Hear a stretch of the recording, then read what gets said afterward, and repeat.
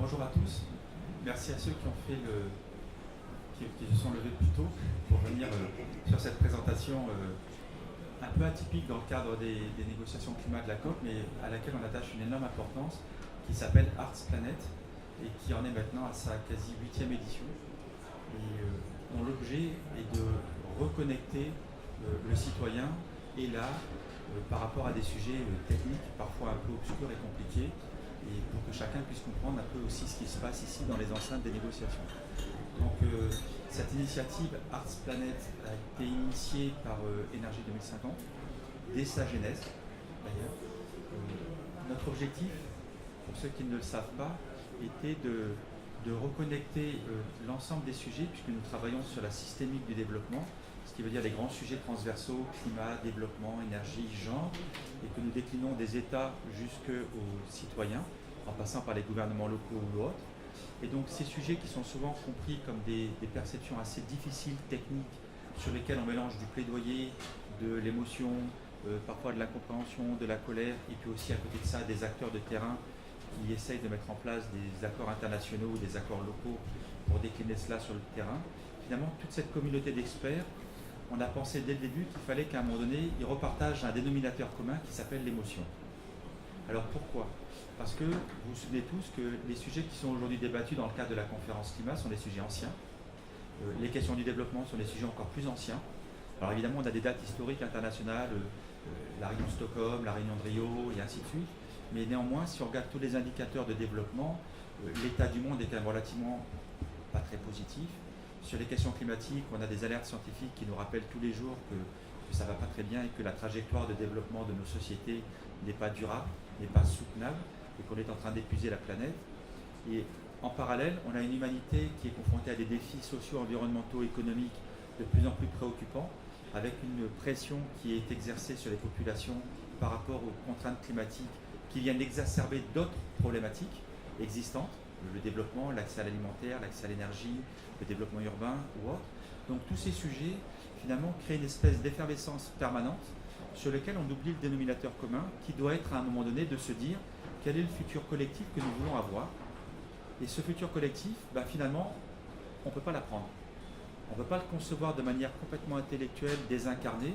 Il faut qu'on le reconnecte à cette envie d'un mieux vivre ensemble, pluriel, pour reprendre les mots propres à la francophonie, autour de valeurs communes, qui pourraient paraître du bon sens, mais qui ne sont plus au devant de la scène pour différentes raisons que je viens un peu d'évoquer rapidement. Et donc dès le début, on a voulu mélanger nos sujets techniques, puisque nous sommes une ONG d'expertise, à ce côté citoyen. Et le terme est très important, c'est une initiative citoyenne et artistique. Alors le choix des mots est volontairement dans cet ordre-là. On travaille évidemment avec des artistes. On aura un autre événement sur notre pavillon avec Earth Saver, qui est une initiative mondiale sous couvert de l'UNESCO en fin de matinée. Et cette fois-ci qui est beaucoup plus dans le plaidoyer sur l'art versus la paix versus le développement. Mais là, on a voulu associer le citoyen pour deux choses. Premièrement, chacun dans nos métiers respectifs, quand on rentre à la maison, normalement, on doit tous se souvenir qu'on est des simples citoyens, confrontés aux mêmes contraintes, à la même réalité que notre voisin. Deuxième chose, c'est aussi réaliser qu'on ne peut pas, même si on est humaniste, finalement, au-delà de l'empathie, comprendre la contrainte de l'autre. Je prends souvent un exemple, je ne sais pas moi, malgré mes origines Afrique du Nord ou autre, je ne sais pas moi quelle est la contrainte de quelqu'un qui est soumis à une pression alimentaire, à un besoin d'accès à l'eau. Je ne peux pas l'imaginer. Je peux la comprendre, la ressentir parce que je me sens proche, mais je ne peux pas l'expérimenter. Et de même, quelqu'un qui peut-être est dans une autre réalité ne peut pas comprendre ce qui va se passer dans un autre pays, par exemple insulaire, soumis à une pression de la montée des eaux ou autre. Et vous voyez bien que dès lors que je commence à avoir cette vision plurielle de la réalité du vécu de chacun, j'ai besoin de créer des passerelles. Et les passerelles, ça doit être cette humanité, cette émotion qui fait que quand on rentre dans nos chez-moi respectifs, on va se sentir concerné dans la durée par l'autre. Voilà vraiment la genèse d'Arts Planet. Alors, on a aussi voulu un peu aller plus loin. On a voulu chaque année donner un sujet sur lequel les gens peuvent s'exprimer librement.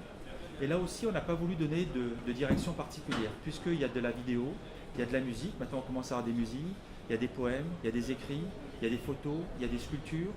Et puis après, il y a des compositions multiples, voire même des performances scéniques organisées par des gens. Et ce qui est tout à fait intéressant, c'est que ça commence à se multiplier. On a maintenant une soixantaine de nationalités qui sont représentées dans l'initiative.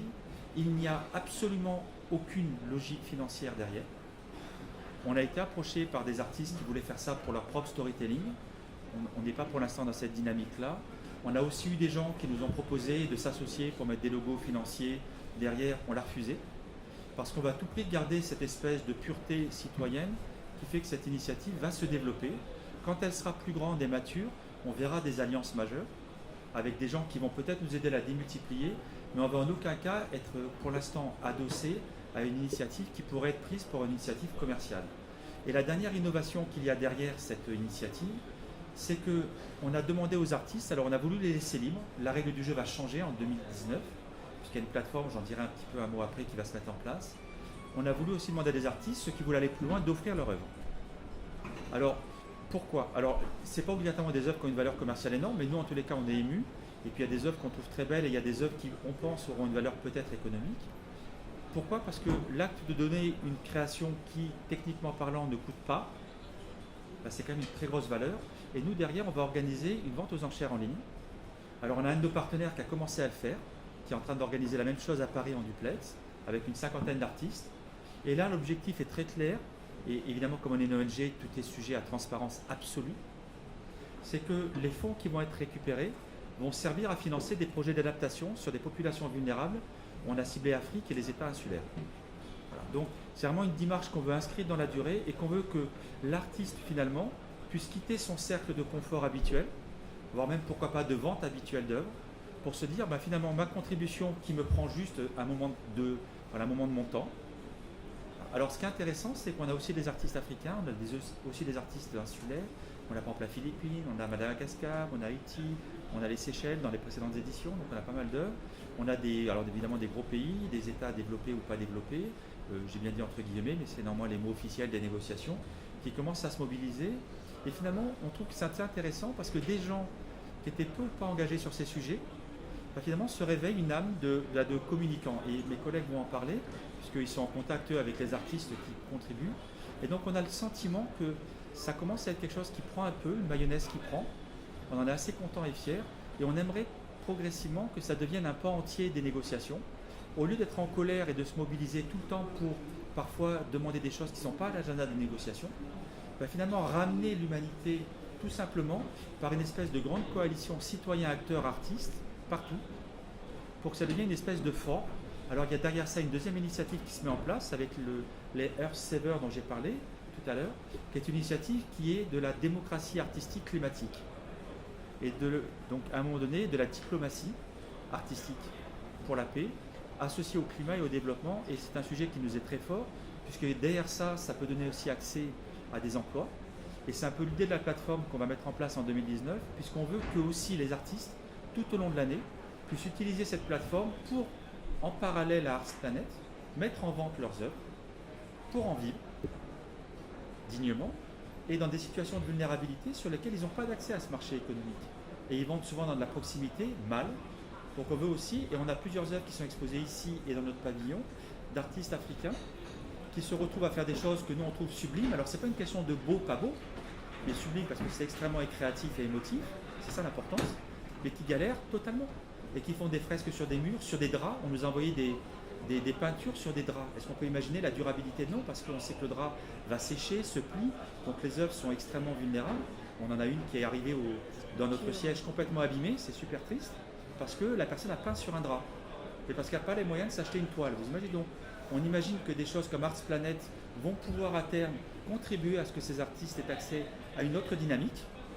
Et l'argent qui va être récolté, il y aura toujours une part qui sera pour les actions d'Énergie 1050 et de ses partenaires sur le terrain pour des projets concrets. Donc vous voyez, toute cette dynamique, on l'a depuis la genèse. Pour nous, elle est éminemment complémentaire du travail qu'on fait avec des partenaires comme la francophonie, qui est partenaire, et on voudrait qu'il le reste, même l'OIF et l'IFDD, de cette initiative, parce qu'il n'y a pas de finance derrière. Mais on voudrait qu'à un moment donné, ça devienne une espèce de fer de lance de nos sujets techniques. On a aussi cité gouvernements locaux unis d'Afrique qui est partenaire depuis 2 ans, parce que c'est des initiatives qui nous paraissent à nous extrêmement mobilisatrices et qui font que les gens vont lire nos documents techniques avec un autre regard, se souvenant que c'est pour les humains que ces documents existent. Je fais un clin d'œil à la francophonie, le guide des négociations, qui est un sujet extrêmement technique. On espère que les gens vont comprendre que finalement, ce n'est pas un sujet facile. Et que c'est un sujet sur lequel il doit y avoir des coalitions d'acteurs pour porter un message technique très difficile, mais qui est, l'air de rien, au service de l'humanité. Voilà. Donc vous voyez, toute cette dynamique-là, c'est ce qu'on essaie de porter. On en est très fiers. Elle décolle. Et là, j'ai deux de mes collègues qui vont vous donner un petit peu leur ressenti, leur vécu. Parce que vous avez compris qu'il n'y a pas beaucoup d'artistes qui ont pu venir. On n'a qu'une artiste qui est venue, mais elle est venue par un réseau un peu parallèle et qui expose d'ailleurs à côté. Mais on avait plein d'artistes qui nous disaient on veut être là. Évidemment, il y a le problème des visas, il y a le problème de l'accréditation, le problème des billets. Donc vous imaginez que c'est juste mission impossible. Mais les œuvres sont exposées et tournent en continu sur notre pavillon, donc c'est déjà ça. Et puis après, il y aura des expositions itinérantes. Et donc là, à ma droite, j'ai Laurence Alphen qui a été en contact avec beaucoup d'artistes dans la communication, des fois un peu compliquée que vous pouvez avoir parce que c'est pas toujours facile pour des gens qui ne sont pas dans ces dynamiques-là. Et puis à côté, il y a Antoine Antonini qui lui-même a contribué à l'édition de l'année dernière et puis qui finalement, lui aussi, a sa démarche peut-être de citoyen acteur tout en étant déjà engagé dans l'association Énergie 1050. Donc je donne la parole à Laurence à côté. Oui, bonjour. Moi, donc, j'ai repris un peu le flambeau en communiquant avec les artistes et la première chose dont j'ai été frappée, c'est l'enthousiasme dont ils ont fait preuve, justement, leur volonté de bien faire, d'apporter à leur façon leur petite pierre pour s'engager et pour contribuer à faire bouger les choses. Et quand je les avais au téléphone, on sentait toute l'émotion qu'ils dégageaient pour essayer justement de faire bouger les choses, pour aussi leur façon, enfin leur enthousiasme, je crois que le mot est là, pour essayer de faire bouger les choses. Et j'ai été frappée par leur stress dont ils faisaient preuve également, en se demandant si c'était bien, si leur art était arrivé, leur œuvre était arrivée à temps, si c'était pas trop tard. Et j'ai ressenti vraiment beaucoup d'émotions. J'étais frappée par la beauté de certaines œuvres qui sont d'ailleurs derrière, dont certaines défilent en diaporama. Ce sont des artistes qui ont mis vraiment tout leur être, toute leur émotion et toute leur sensibilité au service de leur œuvre. Et vraiment, je les en remercie parce que je trouve qu'ils ont contribué, qu'ils ont montré un enthousiasme très, très fort et très poignant en même temps. Voilà. Antoine.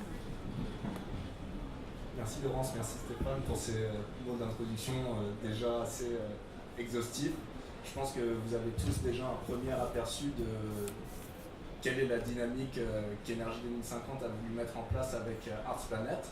Pour avoir un point de vue encore plus visuel, la première chose que je peux faire, c'est de vous inviter évidemment à passer sur le stand d'Énergie 2050 où sont exposées les œuvres en itinérance, puisqu'on essaye chaque jour de modifier nos œuvres pour bien mettre en valeur l'ensemble des contributions que nous avons reçues de la part des artistes qui, je crois, s'élèvent quand même cette année à un nombre assez impressionnant. On a une centaine. Plus de 100 œuvres et plusieurs collectifs d'art, pardon. On a une centaine. Plus de 100 d'œuvres et aussi un collectif d'artistes qui s'est réuni, qui lui-même a rapporté une cinquantaine d'heures. Deux collectifs. Ouais, deux collectifs. Au moins deux collectifs. Non, avant, en amont. Dans leur région respective. Voilà, dans leur région respective. Donc voilà, il y a une vraie richesse à partager avec vous et encore un grand merci à tous les gens qui ont permis de rendre cette initiative vivante.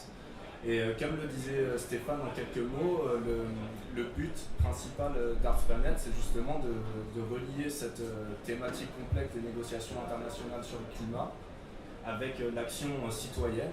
C'est d'ailleurs quelque chose qui a été mis en place à travers l'accord de Paris, et notamment son article 12 qui vise l'éducation, la sensibilisation, la participation du public. Et nous, en tant qu'ONG, c'est quelque chose qu'on a voulu traduire à travers cette initiative artistique et citoyenne, parce que ça nous semble être un moyen d'expression brute, en fait, pour que les gens puissent s'approprier ces problématiques de développement, de changement climatique, à travers soit des moyens d'expression qui peuvent être un simple ressenti, mais également parfois un témoignage d'une possible solution, leur vraie appréhension de la problématique climatique, puisque finalement aujourd'hui on est dans la COP24, avec un certain nombre d'alertes scientifiques, effectivement encore le dernier rapport du GIEC ou encore celui du Programme des Nations Unies sur l'environnement qui nous rappelle l'urgence climatique, mais aussi un message très clair qui ressort de l'ensemble de ces rapports, c'est que la société de demain ne sera pas qu'à l'initiative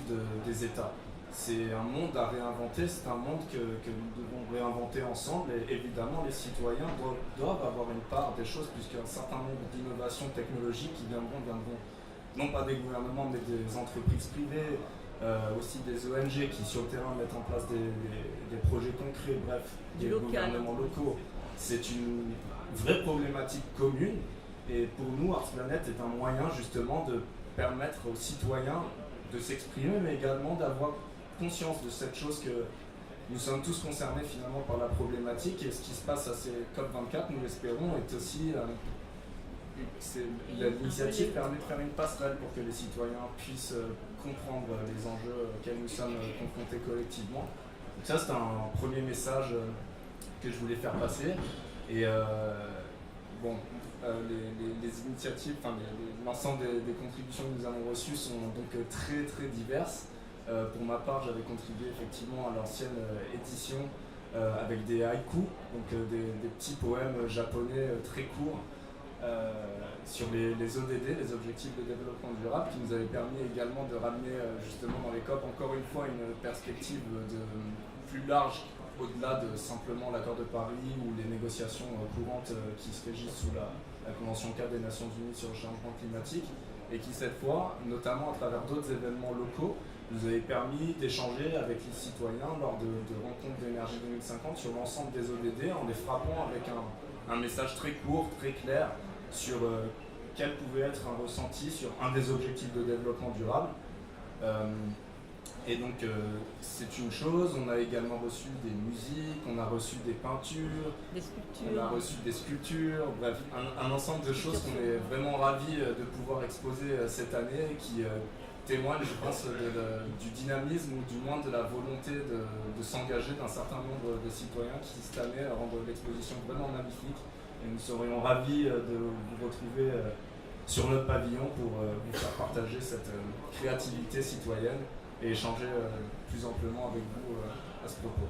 Et je crois que les artistes ont compris que c'était quelque chose qui allait grandir, c'était une belle initiative qui allait grandir, qui allait un petit peu se transformer, et que justement c'était une possibilité pour le citoyen d'agir à sa façon, donc d'apporter sa petite pierre et de contribuer à un monde meilleur et plus solidaire.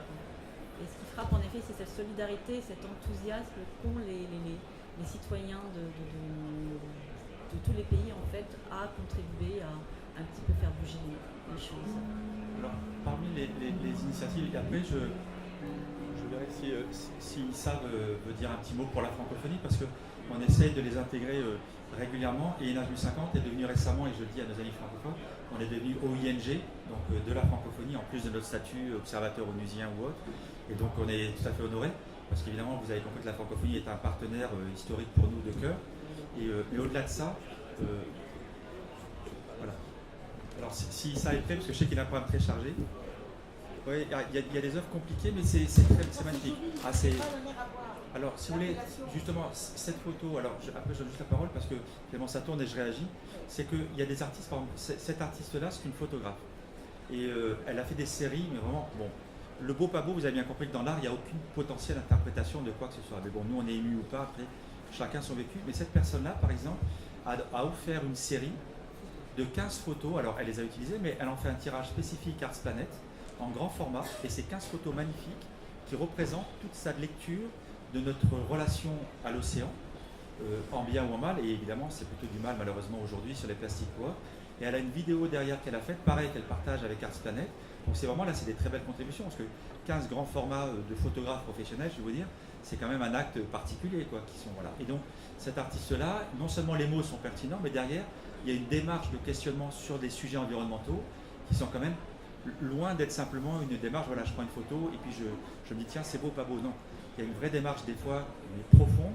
Et là, si vous regardez la vidéo qu'elle a, je peux vous assurer, vous sortez, il y a un sentiment de beau, d'un peu de solennel, mais particulièrement dérangeant. Parce que justement, le beau en devient dérangeant parce que c'est un sujet lourd et pas beau. Vous voyez ce que je veux dire? Et voilà, juste pour faire un exemple, puisque vous réagissiez sur cette... Et je donne la parole à mon ami Issa Wado, qui va nous parler un peu de la francophonie par rapport à ce type de démarche citoyenne. Alors, je commencerai par dire nos félicitations à l'énergie de cette mention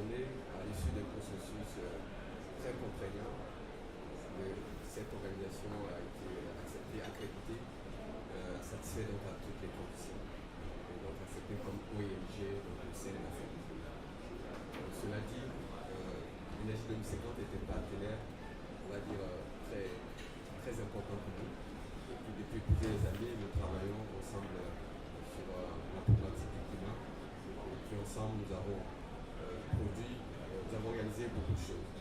Et lorsque, il y a quelques années, Stéphane et son équipe nous ont soumis cette idée, on a trouvé ça très intéressant de pouvoir donner une image à tout ce qui est en fait l'effet des changements climatiques et tout ce qui permettrait donc aux décideurs qui des fois sont connectés avec le terrain de pouvoir mettre donc justement une image à tous les problèmes liés justement à ce travail que nous faisons ici. Et c'est tout naturellement que nous avons accepté de marcher ensemble parce que nous avons vu pour la première édition que le résultat était bon et également nous avons accepté pour les autres années.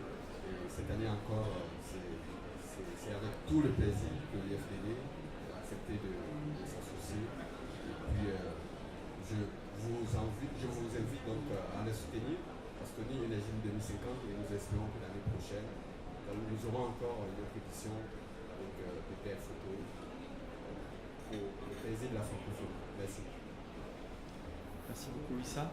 Et alors peut-être juste pour vous dire un peu la suite de l'aventure, c'est que du coup, comme on a voulu élargir, je vous ai expliqué qu'il y a une plateforme qui va se mettre en place et je pense qu'elle aura vraiment intérêt à être relayée dans vos pays et puis dans tous les types de réseaux parce qu'on sait que ça va percoler. La règle du jeu va être très stricte parce qu'il ne faut pas que ce soit pour un intérêt personnel, sauf que on veut qu'in fine, par ricochet, ça fasse un intérêt personnel.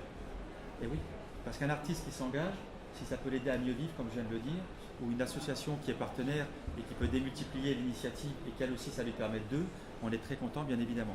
Mais je vois aussi, alors je ne peux pas citer les partenaires, mais je vois aussi des gens qui travaillent sur des sujets techniques et je leur fais un petit clin d'œil parce que parmi les paquets de travail qu'on doit faire et qu'on va faire ensemble, je peux aussi, ouais, il faut qu'à un moment donné, dans les moments solennels de restitution, on associe ça. On a une initiative maintenant, on est partenaire du Festival de l'Image en Côte d'Ivoire.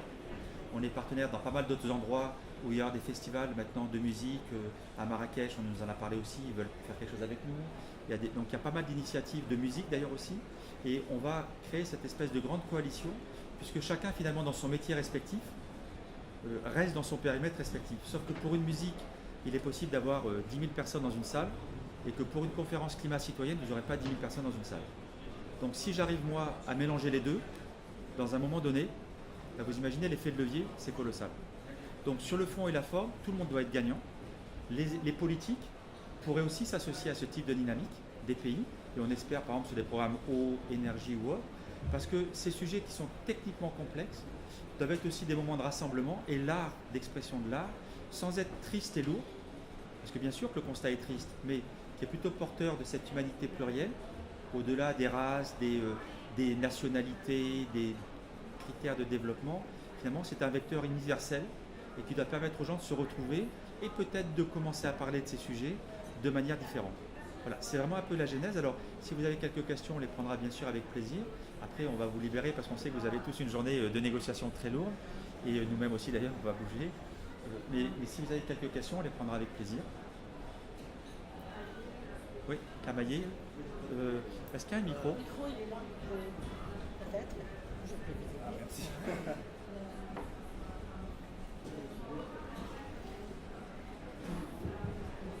Bonjour, mesdames et messieurs. Je veux dire que je suis à l'invitation et intérêt de l'invitation de par rapport à l'activité à Panel. Ça me donne beaucoup d'idées par rapport à où je pourrais aller. Vous dites que il faut peut-être regarder de sectoriser ça. C'est-à-dire, en fonction de tes régions, comme l'Afrique, comme le Congolais, comme le Sahel, comme l'Afrique entière, tout ça, et regarder à partir de ça comment faire des actions, des activités qui vont aller vers la sensibilisation des différentes politiques. Parce que l'idée pour nous, c'est de faire en sorte que le grand public soit le plus sensibilisé sur cette question de la thématique et puis amener chacun à contribuer dans la solution. Il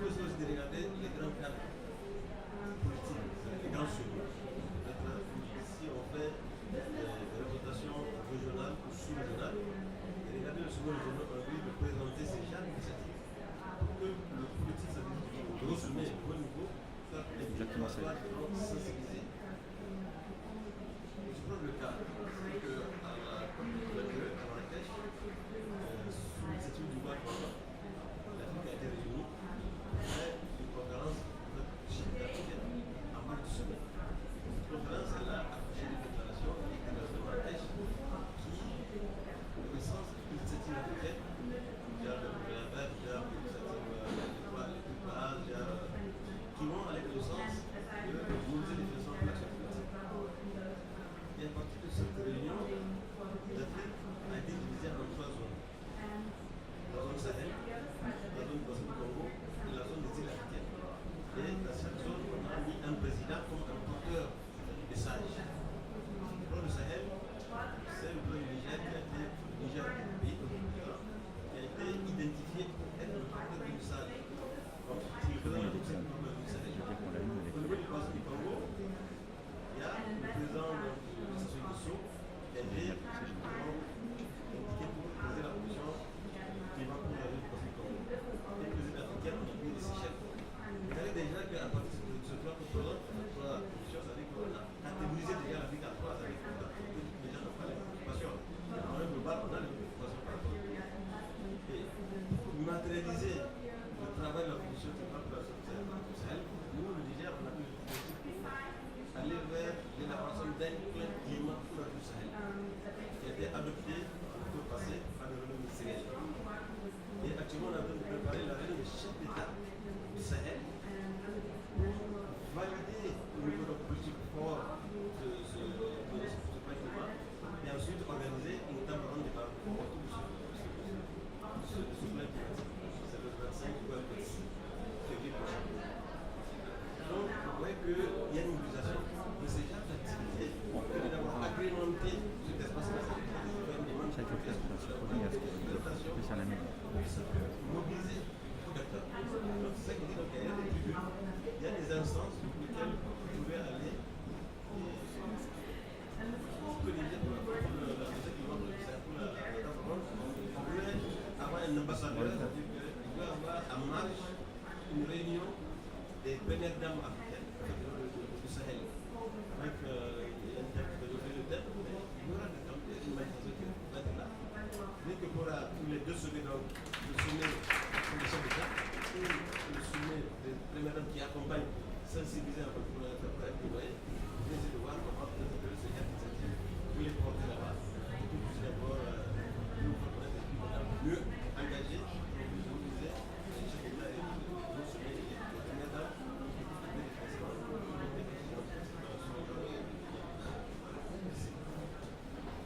Alors, on va passer la parole à Fatimata.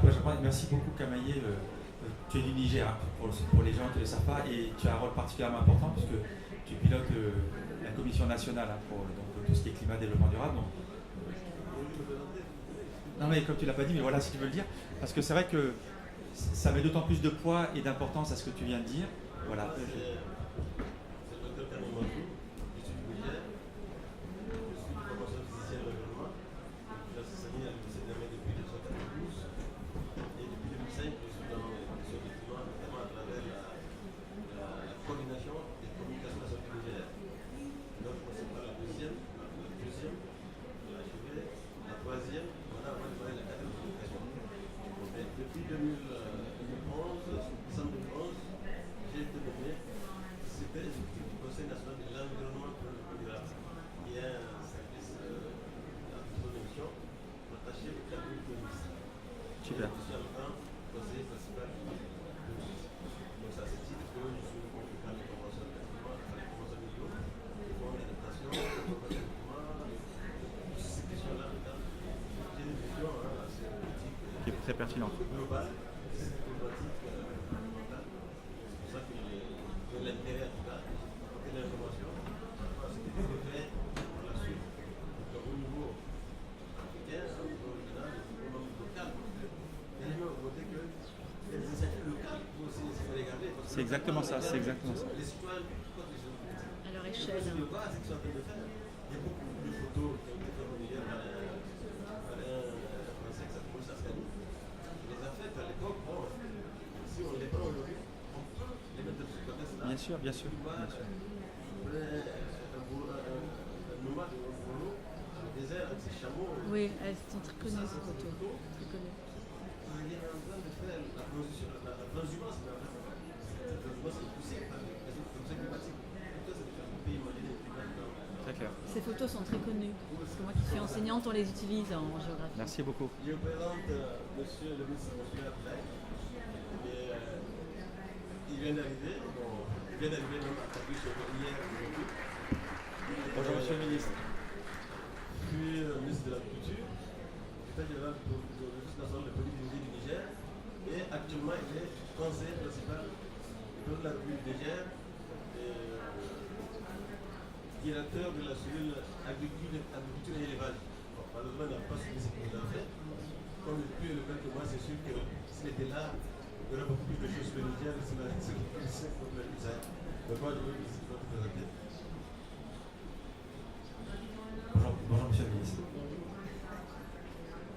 Abdoulaye, conseiller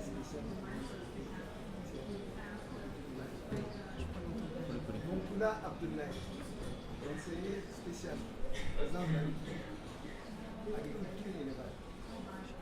Merci beaucoup. Merci pour votre présence. Et on va passer, avant qu'on réponde un peu aux différentes questions, on y a encore une question dans Fatimata. Non. D'accord. Oui, vas-y, fais le tour d'abord des questions, tu as raison. Moi, je voudrais féliciter l'équipe de l'énergie 2050. Je peux dire que j'ai vu un peu évoluer.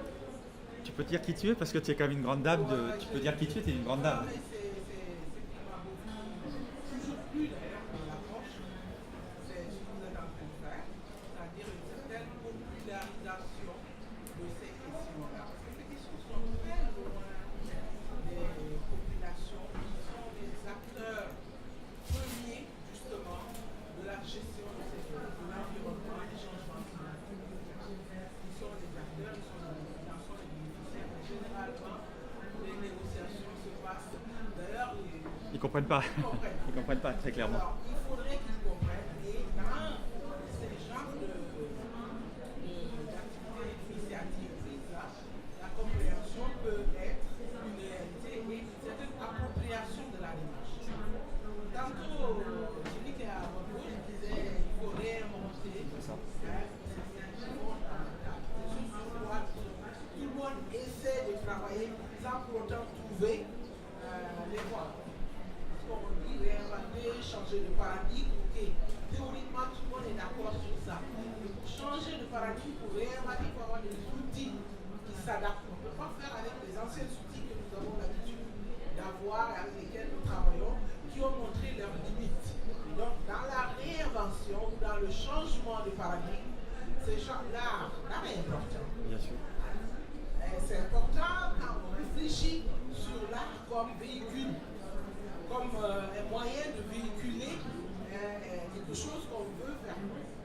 Dans nos pays, nous avons des réels, je parle de nos pays en développement. Le Sénégal ou autre, Voilà, dont tu parlais. Bien sûr, bien sûr. D'ailleurs, où nous avons des problèmes d'aliments, des besoins prioritaires. Tu vas parler d'art, tu vas parler d'art, on va passer parce que c'est ça. L'art est dans les deux extrêmes. C'est ça. Soit tu l'as dans le ghetto, c'est ghettoisé, c'est Commercial, très spécial, voilà. on réagit, frustration ressort, on le fait sur les murs. Soit on l'a dans le high level society, où c'est vraiment les gens qui vont acheter les tableaux, ça fait ça, ça fait. C'est vrai. Et ceux qui sont entre les deux là, alors là par contre, là en tant que véhicule de communication, sur les questions d'environnement et de changement climatique, on essaie qu'on fasse nouvelles, elles ne sont pas nouvelles, elles ont toujours existé. Mais comme ça, dans l'approche que nous voulons avoir pour cette gestion, parce que là, il faut qu'on s'inscrive dans une dynamique de développement durable, où toutes les dimensions du développement durable sont prises à compte, le côté social, le côté environnemental, le côté économique et le côté culturel que la francophonie a toujours défendu. Et ça, je pense que votre initiative est très intéressante. Je rejoins qui parle justement que vous essayez de voir, ils sont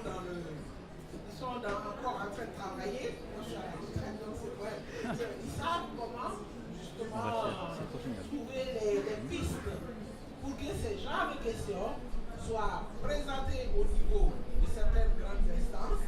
C'est vrai, les COP en parallèle, c'est bien, mais ce serait bien ces gens Avec les chefs d'État. qui a parlé.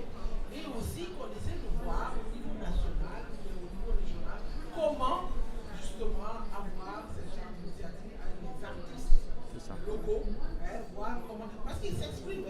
Bien sûr, bien sûr, bien sûr, bien Dans sûr. tout le pays, vous avez des listeurs, pour appeler ça des listeurs. Des belles œuvres. Voilà. Alors, ce serait bien de voir comment aller plus en avant, monter à l'échelle. Je sais que ça C'est va- prévu, c'est prévu. Et c'est merveilleux ce que vous dites tous les deux. Je voulais avoir félicité l'énergie 2050 pour cette approche. C'est l'approche qui est intéressante. Ouais, parce que vraiment, c'est vrai, vous êtes au niveau de l'éducation supérieure, avec tout le suivi que vous faites sur les initiatives par rapport à la gestion de ces questions. Mais ces questions doivent être ramenées au plus bas niveau pour que la prise en charge soit idéale. Vous avez entendu les collectivités locales.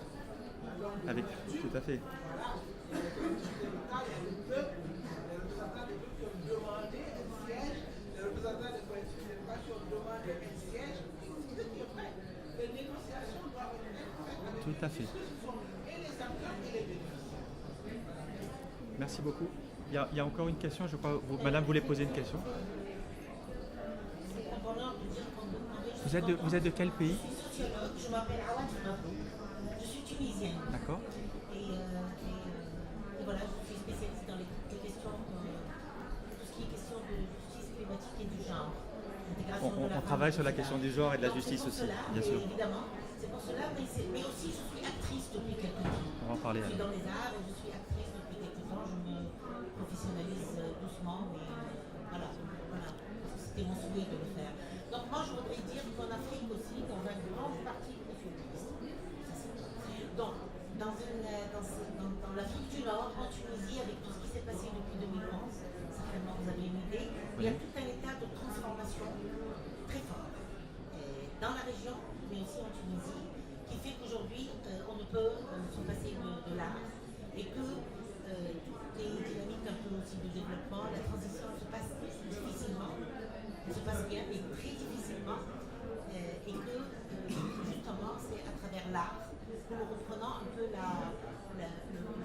bon message, mais aussi le message percutant, comme Madame vient d'expliquer aussi, à cette mouvance, à cette catégorie la plus forte du pays, qui n'est pas les couches ghetto. Chez nous, oui, on en a, et ça devient un peu plus aggravé, même, la situation de cela.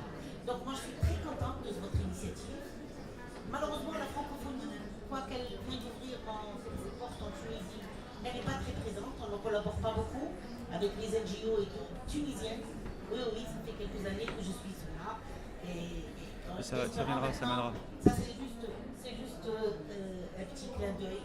Et donc, avec votre association, avec Énergie 50, je crois qu'on a beaucoup de choses à faire, surtout dans les lieux insulaires. On a pas mal Il y a de... déjà une dynamique qui est en train de se faire. Et certainement, il faudrait, je pense, le bouche à oreille. On a une stratégie, on va en parler un peu en deux mots là. Très bien, ça sera intéressant. Merci. Merci beaucoup. Alors, s'il n'y a pas d'autres questions, je vais répondre quelques mots parce que je sais qu'après la francophonie va avoir d'autres enjeux sur le pavillon. Mais bon, franchement, je voudrais remercier les trois contributions qui pour moi sont complémentaires. Et en fait, ça ne me surprend pas en fait. Parce que autant Kamaye que Fatimata l'a pas dit, mais c'est l'ancienne directrice de la francophonie, ancienne ministre aussi au Sénégal ou autre. Donc c'est quand même une des grandes dames de l'Afrique et qui a participé à l'histoire du développement en Afrique. Donc voilà, je tiens à la saluer parce que c'est pas tous les jours qu'on a des personnes pour contribuer à cette histoire collective qui est compliquée quand même. Alors je voudrais juste vous dire, autant ce que Kamaye tu disais, ou que Fatimata tu disais, très clairement c'est un peu la stratégie qu'on a derrière. Comme je l'ai expliqué tout à l'heure, on n'a pas voulu je vais employer un mot, j'arrive pas à trouver un mot plus élégant, se coquiner avec des structures commerciales ou des fondations ou autres pour l'instant, parce qu'on voulait garder l'écrin pur. Et il va rester pur. Et il le restera d'autant plus que ce que tu disais, Kamaye, ça fait partie exactement de ce qu'on va mettre en place, c'est tout à fait prévu début 2019. Parce qu'on voulait montrer qu'il y avait une crédibilité dans le fait d'accompagner des sujets complexes via de l'éducation, l'art et derrière la mobilisation. Pourquoi je dis ça? Parce qu'aujourd'hui, et notre collègue de la Tunisie l'a dit, il y a beaucoup d'artistes qui s'emparent de ces sujets. Et beaucoup sont dans le plaidoyer, dans la réaction. Je ne dis pas que c'est bien, pas bien, j'ai absolument aucun jugement de valeur. Nous, on est des professionnels de l'action, Fatimata l'a souligné, depuis 30 ans, plus pour certains encore, et on veut que ça avance. Sauf que dans nos métiers, on a besoin que tout le monde comprenne la logique du choix, de l'intervention, de la planification et du changement. Au Niger comme ailleurs, c'est très important, parce qu'il y a une vision qu'on doit décliner sur les territoires, et le citoyen ou l'artiste, il va répondre à des épiphénomènes parfois, parce qu'il va croire que c'est un événement sur lequel il réagit, où il veut intervenir, c'est bien, mais c'est peut-être bien aussi qu'à un moment donné, on prenne en compte cette diversité dont Kamaye tu parlais, qui est importante. Parce que la réalité d'un État insulaire, la réalité du Niger, de la zone Zinder ou de la zone d'Agadir, ce n'est pas les mêmes zones quand on va au Maroc, ce n'est pas les mêmes préoccupations et même compréhension. Donc la revendication va être trop multiforme pour qu'à un moment donné, elle crée cette fédération, ce changement dont Fatimata Antoine parlait. Et très clairement, c'est ça qui est important. Donc on a l'intention de mobiliser les grandes instances, d'où des initiatives qui vont être avec des États, des organisations internationales. L'OIF, l'IFDD, très clairement oui. Pour nous, c'est des partenaires historiques très importants de cœur, mais aussi d'autres institutions. Et les groupes pays dont tu parlais, Kamaye, font partie de nos cibles. Et même le repas des premières dames aussi est important. Pourquoi? Parce qu'il va falloir qu'à un moment donné, on ait des ambassadeurs. Cette initiative Arts Planet va grossir, on le sait, parce que derrière, on a une stratégie de renforcement de capacité, d'accompagnement, de déclinaison, pour que les gens regardent nos sujets techniques, et je vais employer le terme de base d'Énergie 2050, dans une complicité positive. Tu parlais, Fatimata, des gouvernements locaux. On a la chance, Énergie 2050, de partager notre pavillon avec Cité gouvernements locaux unis d'Afrique. C'est quand même toutes les villes africaines. Et effectivement, Jean-Pierre Lombassi, qui était à la réunion d'ouverture dont tu parles, qui est aussi un ami d'Énergie 2050, on plaide avec lui. On est en train de mettre en place une task force sur l'accès à la finance climat pour les villes africaines. Donc pour dire que c'est du technique. Mais à côté de ça, ils sont aussi partenaires d'Arts Planet. Parce qu'on sait qu'à un moment donné, dans la ville, pour que les citoyens participent de ce changement, il faut qu'ils adhèrent au projet de la ville et au projet des gouvernements locaux. Sinon, c'est des mondes qui ne se parlent pas et c'est des ruptures sociales. Donc tout ce que vous avez dit, je bois du petit lait parce que c'est exactement notre vision et on est enchanté que déjà, sur quoi on en ait parlé, vous soyez dedans. On pense à des ambassadrices et ambassadeurs, si tu vois le petit clin d'œil que je te passe. Donc voilà, et très clairement parce qu'on va avoir besoin de porte-parole pays et de porte-parole régionaux pour que ce message ne soit pas trahi dans sa mise en œuvre. On ne veut pas être des artistes ou des techniciens qui vendons du développement ou de la coopération. On veut être des gens qui vont faire du trait d'union pour que nos métiers soient mieux compris et que tout le monde participe de cette chaîne de la transition, au nord comme au sud, en comprenant la contrainte de chacun et comprenant le chemin que chacun va devoir faire pour la mise en œuvre commune. Donc c'est vraiment le message et on est vraiment enchanté de voir aussi des négociateurs qui sont là.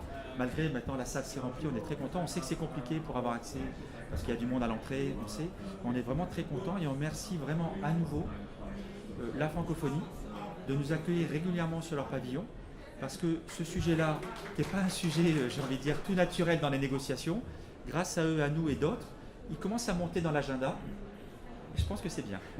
Donc je vous remercie vraiment très sincèrement tous. Je remercie aussi mes collègues parce qu'ils mouillent la chemise, comme on dit, parce que ce n'est pas une initiative simple, il y a de la pédagogie. Laurence le disait, les artistes ne comprennent pas ce qu'on leur demande. Il y a de l'émotion. Tout à l'heure, vous voyez cette image où s'arrête le PowerPoint chaque fois. Je peux m'arrêter, c'est la fin du PowerPoint. Juste pour dire que c'est un jeune qui peint en Côte d'Ivoire, si ma mémoire est bonne, c'est ça, et qui peint sur des draps. C'est lui qui a fait ça. Et les tableaux sont arrivés chez nous par son frère qui se déplaçait en Italie, qui les a emballés. Ils sont arrivés très abîmés, les photos sont belles, mais on les a réparés. Mais on va garder quand même le tableau abîmé parce qu'il a la valeur de l'histoire, de la mémoire. Et pour moi, ce sera toute l'histoire de sa contribution. Ça fait vraiment plaisir parce que le jeune galère. Il fait des tableaux, il nous envoie plein d'œuvres par WhatsApp. Et on sait que c'est quelqu'un qui a un avenir artistique, c'est une évidence, parce qu'il a un talent fou. Quand on voit les histoires de ce genre d'artiste qui est venu de là-bas, qui nous l'a envoyé, qui a compris le réseau, qui s'est mobilisé, c'est super formidable. Voilà, donc je vous remercie sincèrement, je vous remercie Monsieur le Ministre de nous avoir rejoints parce que c'est bien et vous faites partie des personnalités qu'on veut impliquer, c'est très clair. Et merci à tous et on vous dit à très vite sur le pavillon ou ailleurs pour continuer l'aventure tous ensemble. Énergie 2050 aussi. Ah, et il y a aussi les parlementaires, alors parce que je ne connais pas tous les titres des personnes, mais je sais que les parlementaires de la francophonie, du Niger, c'est ça? Ah, de Guinée. Ah bah, alors ça tombe d'autant plus bien que la Guinée, merci d'être là, parce que la Guinée nous a fait l'honneur d'accréditer une partie de notre délégation, puisqu'on travaille avec votre pays, donc on est enchanté que vous soyez là, et on vous remercie aussi pour cette mobilisation de tous les acteurs. Merci beaucoup. Voilà, on peut donc faire un applaudissement collectif aux artistes et aux contributeurs de cette initiative. Et vraiment, merci beaucoup.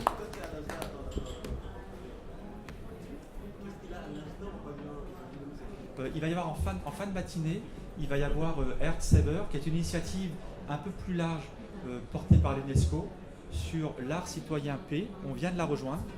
Ils sont plus militants et nous on veut plus les apaiser par la technique, parce qu'on veut justement qu'à un moment donné, l'art soit quelque chose qui apaise les gens et qui soit un trait d'union. Bien sûr qu'on accepte, comme la photo que tout à l'heure vous regardiez, effectivement il y a des photos qui sont dures parfois. Tout à l'heure ils vont montrer des images un peu plus dures, ce qui n'est pas grave. Et donc il y a ça.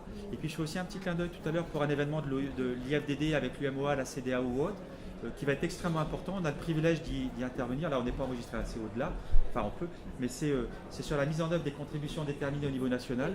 Donc là je fais un clin d'œil pour la francophonie parce que c'est des événements majeurs avec le CILS, l'UMOA, la CDAO. Il y aura Madeleine Diouf qui est négociatrice chef du Sénégal.